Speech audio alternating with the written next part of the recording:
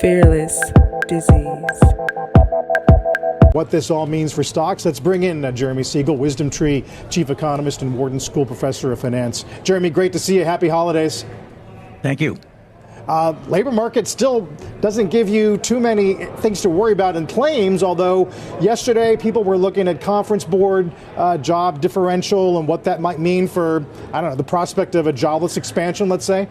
Yeah, the sweet spot for jobless claims, is between 200,000 and 240. We have just been there virtually every week, which is really, shows, not an overheating labor market to say the least, but one that is certainly not deteriorating and, setting us up for potentially good 2026. Do you think a more dovish rate environment can unwind some of the job loss that might come from technology? Yeah. I mean, I think we should be in the low threes on the Fed funds rate. I mean, we really had a good inflation report, and I don't think it's as distorted as a lot of people had feared. The housing component is going to actually contribute a downward pressure for, I think, many, many months on the service part of the CPI over the next year. And that's going to keep it in line. Once the Trump bump of those tariffs, which I think we're mostly through, maybe a little bit more in the next month or so goes through, I think we would be on the low twos on the CPI, enough for the Fed to get the rate down further.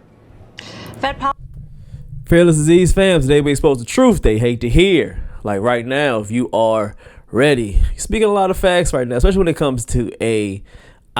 What I think so far is going to be is the holiday trading is very light right now. As you're watching, this is Christmas Eve, but the holiday trading is very low, which is expected right now. We're still getting a lot of price action, but it's primarily low, especially in the Dow, the S&P 500, and the NASDAQ. They're very slow right now, but a little bit of price action. But AI names are holding right now, and Trump economy the setup is going to be strong next year. He already said it right there. There's still a lot of concern when it comes to the job market, but it's going to be just fine. Just because AI is taking over a lot of things doesn't mean that people should not get a job or go into the field of AI so they control AI. AI is just not by itself and can be able to do everything on its own. It needs people to program it to be AI, take care of it, and to manage it. So the maintenance needs to be ran by humans. Stop crying, go get the education. Let's see what else they have to say about it. Policy, though, Professor Siegel, isn't in a vacuum, and you also have the backdrop of a fiscal stimulus in the form of changes to tax policy, which could benefit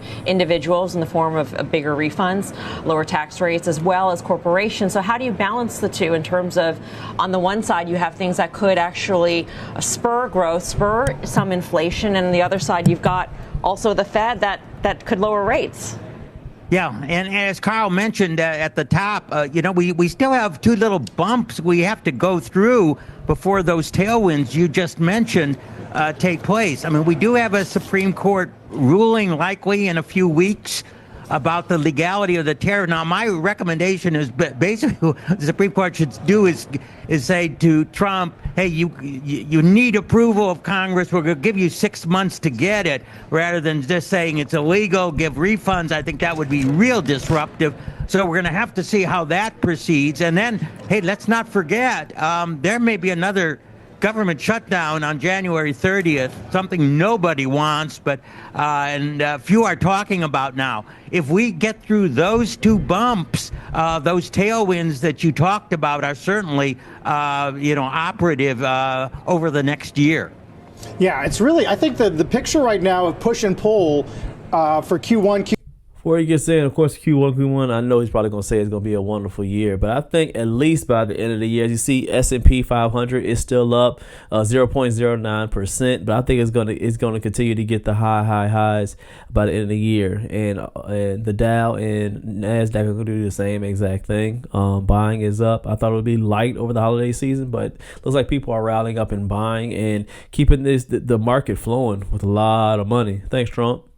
Q2, you mentioned the tax refunds, maybe checks from Congress, we'll see. Certainly gas prices, all positive. Nike. And then on the negative, if they start seizing student loan payments or electricity keeps running double CPI or ACA subsidies expire. I mean, that's a real balance of risks and tailwinds, isn't it?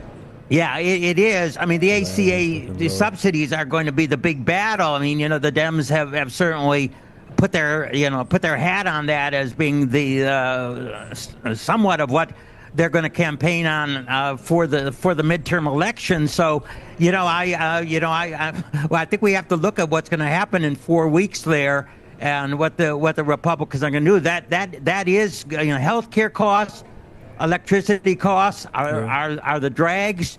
Certainly, gasoline costs are certainly a positive. The refunds are definitely a positive, and the fact that rental prices and home prices have stopped going up. They're Very still true. expensive, and certainly out of reach of quite a few Americans. But at least we don't have that double-digit inflation that we had in. He's very true. We're not that double-digit inflation. I'm going to finish off what he's saying that Biden had during his term. Everything is up. You see here the NASDAQ 100% gains. I said the Micron, the Costco, PDD, and Western Digital. Man, we are looking good going into the end of the year. New highs going to come, not just S&P. New highs are coming from everywhere. Smash that like, tap the next video here on the screen, subscribe, and hit the bell. The CashApp FearlessDisease is always in the description if you are rocking with the movement. See you on the next one. Stay rich and stay fearless.